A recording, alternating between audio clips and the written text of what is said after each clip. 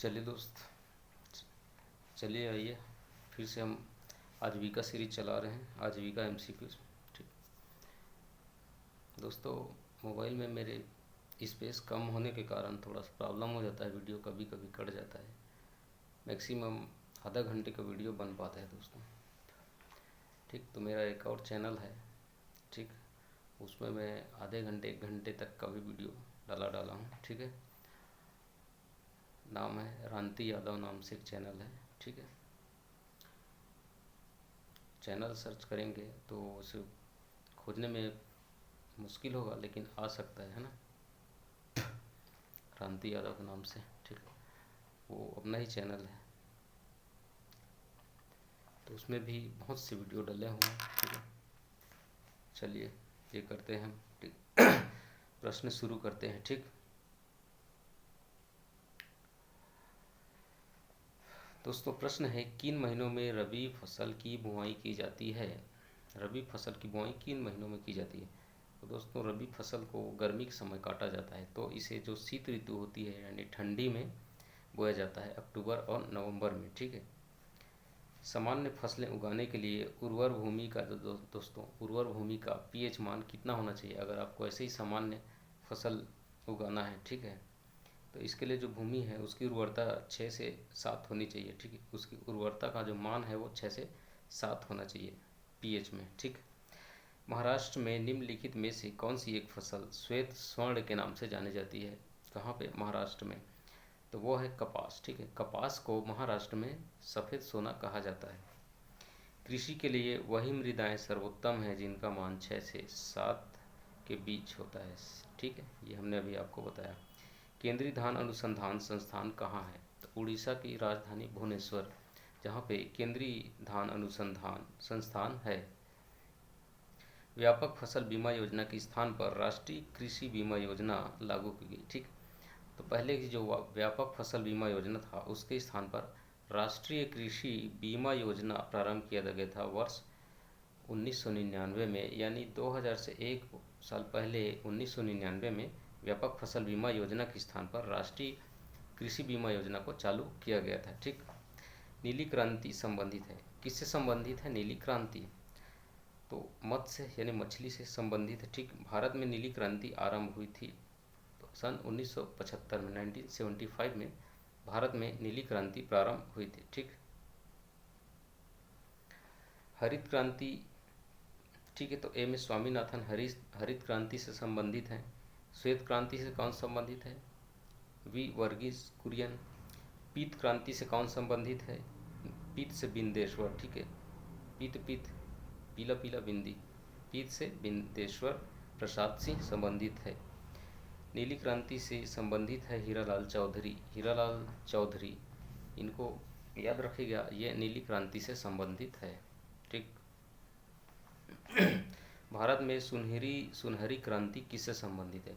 भारत में सुनहरी क्रांति जो है, जो बागवानी कृषि किया जाता है ना, बागवानी फूल फल वगैरह, उससे संबंधित है। भारत में जो सुनहरी क्रांति के नाम से जाना जाता है।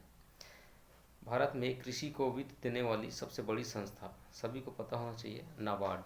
ठीक, नाबार्ड है ना। स्वाधीनता के पश्चात भारत में कौन सा भूमि सुधार लागू किया गया था। तो भारत में एक भूमि सुधार था जमींदारी उन्मूलन। ठीक, जमींदारी उन्मूलन। ठीक, भारत में भूमि सुधार लागू किया गया था इसमें। विशेष कृषि उपज योजना का संबंध किससे है। विशेष कृषि उपज योजना ये किससे संबंधित है।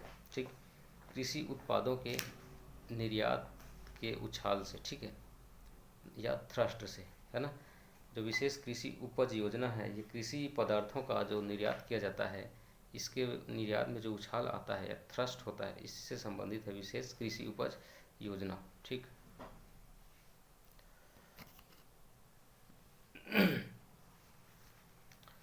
अगला प्रश्न है राष्ट्रीय विशेष कृषि उपज योजना जो है मुख्य रूप से किसे संबंधित है। जैसे कि हमने अभी आपको बताया, ये निर्यात योग्य कृषि जो उत्पाद होते हैं उनसे संबंधित है।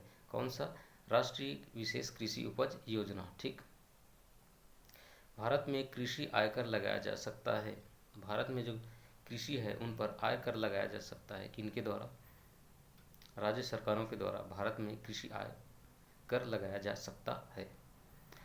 कृषि श्रमिक सामाजिक सुरक्षा योजना क्या उपलब्ध कराती है? ठीक है, कृषि श्रमिक सामाजिक सुरक्षा योजना क्या उपलब्ध कराती है? तो ये पेंशन और बीमा का लाभ जो है ये उपलब्ध कराती है। कौन सी योजना? कृषि श्रमिक सामाजिक सुरक्षा योजना। ठीक। राष्ट्रीय कृषि विकास योजना कब प्रारंभ हुई? राष्ट्रीय कृषि विकास योजना कब प्रारंभ हुई? तो अगस्त माह में प्रारंभ हुआ था 2007 में। ठीक, अगस्त 2007 में राष्ट्रीय कृषि विकास योजना प्रारंभ किया गया था। ठीक, राष्ट्रीय कृषि विकास योजना। ठीक है, जिस वर्ष भारत ने T20 वर्ल्ड कप जीता था क्रिकेट का, उसी वर्ष राष्ट्रीय कृषि विकास योजना का प्रारंभ किया गया था। समस्त अनाज दलहन तिलहनों का समेकित विकास और कृषि यंत्रीकरण, मृदा स्वास्थ्य संवर्धन, पनधारा क्षेत्र का समेकित विकास किस योजना का प्रमुख लक्ष्य है? ठीक है, तो अभी जो हमने राष्ट्रीय कृषि विकास योजना बताया, ये सभी जो है राष्ट्रीय कृषि विकास योजना के ही लक्ष्य हैं। कौन कौन से? समस्त अनाज जैसे कि दलहन तिलहन, इनका समेकित क्या करना? विकास करना। इसके अलावा कृषि यंत्रीकरण करना, कृषि में यंत्रों का प्रयोग करना, है ना। इसके अलावा मृदा स्वास्थ्य का संवर्धन करना और पनधारा क्षेत्र का समेकित विकास करना। ये जो सभी हैं राष्ट्रीय कृषि विकास योजना के ही अंतर्गत आते हैं। ठीक। अगला प्रश्न, कार्बनिक तथा जैव उर्वरक किसानों के अध्ययन दौरे की किस योजना में समाहित है? ठीक है, अध्ययन दौरे की किस योजना में समाहित? तो ये भी दोस्तों, ये भी राष्ट्रीय कृषि विकास योजना, ठीक, बहुत ही महत्वपूर्ण योजना थी राष्ट्रीय कृषि विकास योजना। ठीक, इसमें कार्बनिक तथा जैव उर्वरक, इसके अलावा किसानों के अध्ययन दौरे, ठीक है, किसानों के अध्ययन दौरे, ये सभी राष्ट्रीय कृषि विकास योजना के ही अंतर्गत शामिल चीज़ें हैं। ठीक है। अन्नपूर्णा योजना किस फसल के बीज की अदला बदली से संबंधित है? ठीक है दोस्तों, जो अन्नपूर्णा योजना है ये फसल धान, ठीक है, इसके बीज अदला बदली वाली फसल है अन्नपूर्णा योजना। ठीक है, धान की फसल के बीच अदला बदली किया जाता है, तो ये जो अन्नपूर्णा योजना के अंतर्गत। ठीक, नाडेप विधि से उत्पादन होता है। ठीक दोस्तों, एक विधि है नाडेप विधि, इससे क्या उत्पादन होता है? तो आप इससे जैविक उर्वरक उत्पादित कर सकते हैं नाडेप विधि के द्वारा। देश के कुल कृषि योग्य क्षेत्र के सर्वाधिक भाग पर निम्न में से किस फसल की कृषि की जाती है? तो दोस्तों, देश के कुल कृषि योग्य जो क्षेत्र हैं, यहाँ के सर्वाधिक भाग पर किस फसल की कृषि की जाती है? दोस्तों, इसमें आपको आंसर लेना है गेहूं का। गेहूं जो है सर्वाधिक कृषि योग्य जो क्षेत्र है, वहाँ पर गेहूं किया जाता है। राष्ट्रीय डेयरी अनुसंधान केंद्र है दोस्तों, आपको पढ़े ही होंगे करनाल में। कहाँ पे? करनाल में राष्ट्रीय डेयरी अनुसंधान केंद्र स्थित है।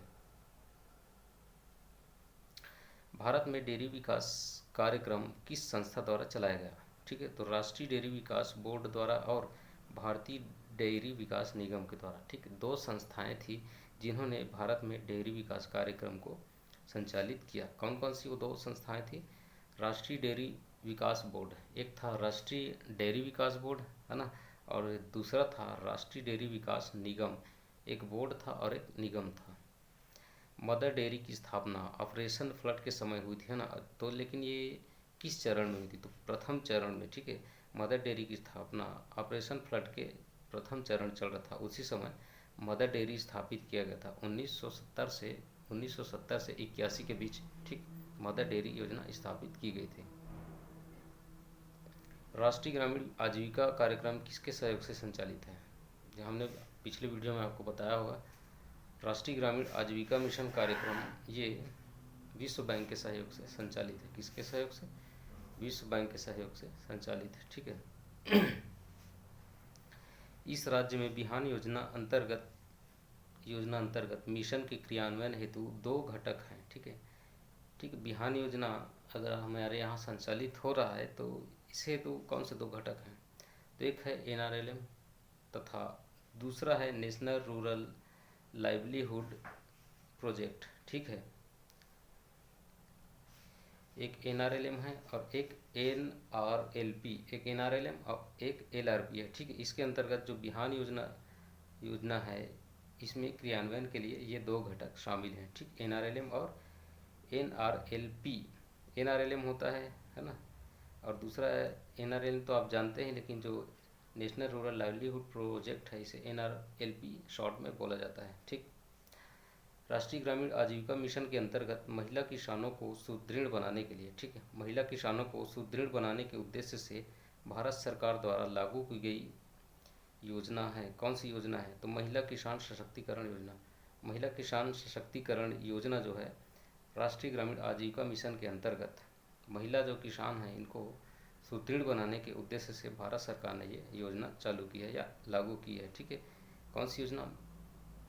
महिला किसान सशक्तिकरण योजना। ठीक है, महिला किसान सशक्तिकरण योजना। छत्तीसगढ़ ग्रामीण आजीविका संवर्धन समिति का पंजीयन कब हुआ था? ठीक है, छत्तीसगढ़ ग्रामीण आजीविका, ठीक है, छत्तीसगढ़ ग्रामीण आजीविका मिशन कार्यक्रम का क्रियान्वयन पंजीयन कब हुआ था? तो 1 अप्रैल 2011 में। ठीक है, अप्रैल में किया गया था 2011 को, 1 अप्रैल 2011 को छत्तीसगढ़ ग्रामीण आजीविका संवर्धन समिति का पंजीयन 1 अप्रैल सन 2011 में आजीविका संवर्धन समिति का गठन हुआ था। दोस्तों अपना जो 2011 है इसमें इंडिया ने वर्ल्ड कप जीता था। ठीक ठीक, क्या जीता था? वर्ल्ड कप 50 ओवर वाला है। तो उसी सन में छत्तीसगढ़ ग्रामीण आजीविका संवर्धन समिति का भी पंजीयन कराया गया था। ठीक, 1 अप्रैल 2011 को, शायद 2 अप्रैल 2011 को टीम ने वर्ल्ड कप जीता था। ठीक, ये छोड़िए, आप मैं प्रश्न बताता हूँ उस पर ध्यान दीजिए, थोड़ा बीच में आपको बोरिंग ना हो इसलिए मैं ये क्रिकेट से संबंधित कुछ फैक्ट आपको इंडिया से संबंधित बता देता हूँ। राष्ट्रीय ग्रामीण आजीविका मिशन कार्यक्रम का क्रियान्वयन किस रूप में हो रहा है, यानी किस रूप में ये जो आजीविका मिशन है ये चल रहा है? तो ये जो है मिशन रूप में चल रहा है। मिशन एक मिशन है, NRLM एक मिशन के रूप में चल रहा है। ठीक, अब जो राष्ट्रीय ग्रामीण आजीविका मिशन है ये किस रणनीति पर आधारित है दोस्तों? तो ये जो है मांग की रणनीति पर आधारित है, यानी मांग की रणनीति पर आधारित है, यानी इसमें मांगा जाता है। ठीक है, कि भाई किस प्रकार लोगों को, युवाओं को, समूहों को, ठीक है, प्रशिक्षित किया जाए और उनकी मांग को पूरा किया जाए। ठीक है, इस प्रकार राष्ट्रीय ग्रामीण आजीविका मिशन में निर्मित जो स्वयं सहायता समूह में BPL परिवारों का अनुपात होगा। ठीक है, जो NRLM है इसमें जो समूह होते हैं इसमें BPL परिवार के कितने परिवारों को इसमें जगह मिलेगी? तो लगभग 70% जो हैं वो BPL परिवारों का ही होते हैं SHG में। ठीक है, खादी एवं ग्रामीण उद्योग आयोग की स्थापना किस पंचवर्षीय योजना के तहत की गई? दोस्तों खादी एवं ग्रामीण उद्योग आयोग की स्थापना किस पंचवर्षीय योजना के अंतर्गत की गई थी? दोस्तों दूसरी पंचवर्षीय योजना। अब देखिए हम इसे आपको याद कराते हैं, दूसरी, यानी आप 2 समझ लीजिए। आप दोनों हाथों से क्या करते हैं, कहीं पार्टी वगैरह में गए होते हैं, ठीक है, या मार्केट गए हैं कुछ खा रहे हैं, अगर आपको जल्दी है तो आप क्या करते हैं, दोनों हाथों से खाने लगते हैं। ठीक है, तो खादी एवं ग्रामीण उद्योग खाने लगते हैं से खादी याद रखिए। ठीक है, खादी एवं ग्रामीण उद्योग दूसरी पंचवर्षीय योजना के अंतर्गत चालू की गई थी। ठीक, ग्रामीण राष्ट्रीय ग्रामीण विकास संस्थान कहाँ है? अब ये एक प्रश्न है। राष्ट्रीय ग्रामीण विकास संस्थान ये है हैदराबाद। ठीक है, हैदराबाद आंध्र प्रदेश। ठीक, वहाँ पे है राष्ट्रीय ग्रामीण विकास संस्थान स्थित है हैदराबाद में। ठीक, महिलाओं को संगठित कर उन्हें समूह में छोटी छोटी बचत कराने एवं उन्हें सामाजिक तथा आर्थिक सशक्तिकरण हेतु गठन किया जाता है। ठीक है, इनको फिर एक समूह में गठित किया जाता है। उसे क्या कहा जाता है? तो उसे कहा जाता है स्वयं सहायता समूह SHG। क्या कहा जाता है? स्वयं सहायता समूह या SHG कहा जाता है। ठीक, अगला प्रश्न है,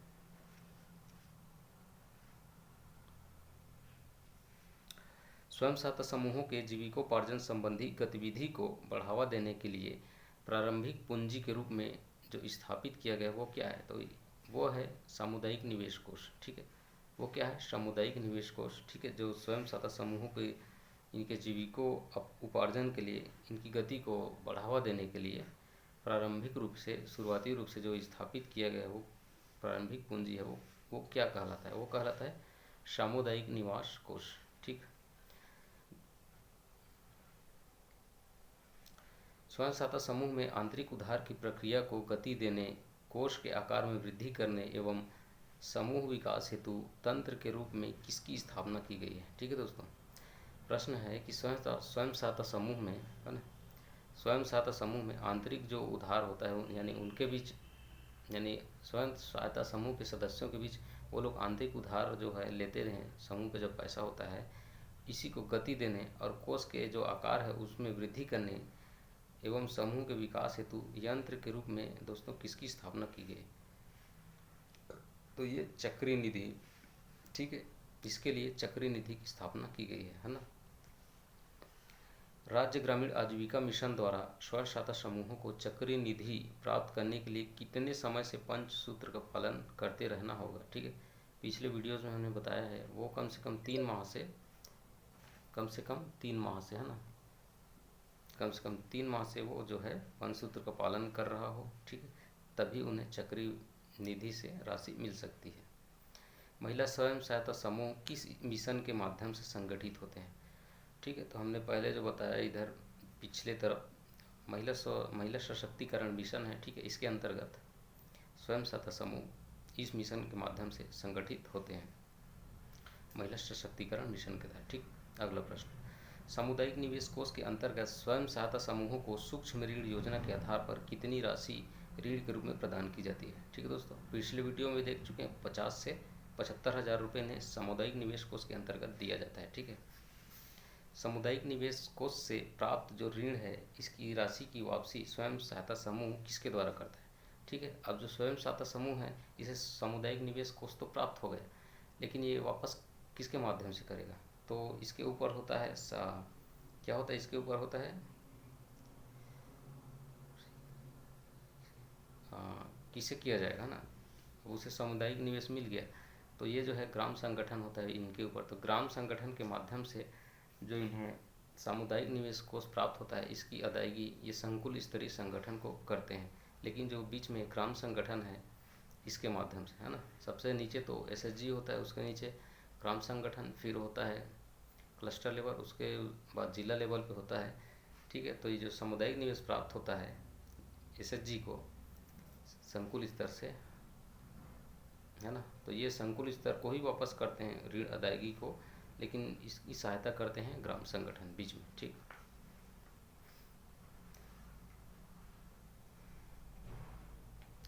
जहाँ पर, ठीक है दोस्तों, जहाँ पर संकुल स्तरीय संगठन का गठन हो चुका है, ठीक, यानी संकुल स्तरीय संगठन को शॉर्ट में सीएलएफ कहा जाता है, सीएलएफ संकुल स्तरीय संगठन को। ठीक है, जहाँ पे ऐसे संगठन स्थापित हो चुके हैं सीएलएफ, है ना, वहाँ पर सामुदायिक निवेश निधि किसके माध्यम से दिया जाएगा। ठीक है, जहाँ पर सामुदायिक संकुल स्तरीय संगठन पहले से बन चुके हैं ना, वहाँ पर सामुदायिक निवेश की जो राशि है वो किसके माध्यम से दिया जाएगा। ठीक है, तो सीएलएफ, है ना, सीएलएफ जो है वो सीधे राशि को देगा। ठीक है, बीच में ग्राम संगठन नहीं फंसेगा यहाँ पे। ठीक, दीनदयाल उपाध्याय ग्रामीण कौशल योजना अंतर्गत एक परियोजना अवधि अधिकतम कितने वर्ष की होती है। पिछले वीडियो में हमने आपको बताया है DDU-GKY के अंतर्गत 3 वर्ष की एक परियोजना अवधि होती है। ठीक, प्रदेश में दुग्ध प्रौद्योगिकी महाविद्यालय एक रायपुर में है एवं पशु चिकित्सा महाविद्यालय अंजोरा दुर्ग में स्थित। ठीक,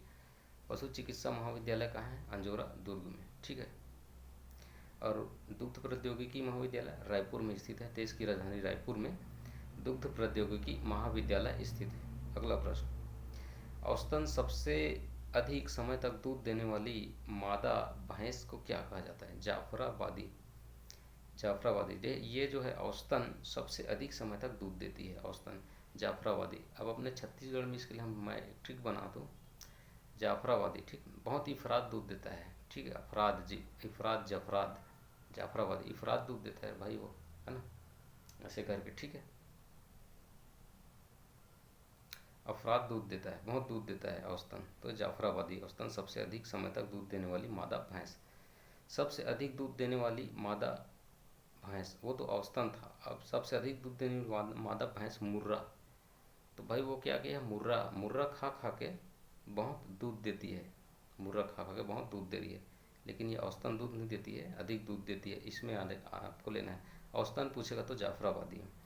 सर्वाधिक वसायुक्त दूध देने वाली मादा भैंस कौन सा है? भदावरी।